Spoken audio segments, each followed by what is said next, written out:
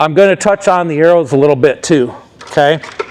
So I want to show you our arrows and some of the unique features of our arrows here, okay? Now, we developed our first Archery Tag arrow back in 2011. So we've been doing this a long time. The early models, the foam just pushed on and it would come off. But this foam does not come off. When I'm pulling on it, it's not coming off. To replace this, you have to unscrew it and screw a new one on, okay?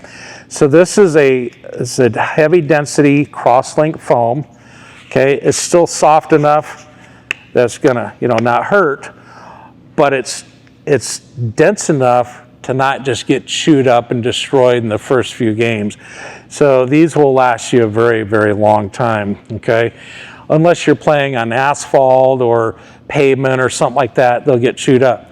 But if you're playing in the grass or you're playing on a smooth floor, they'll last a long, long time.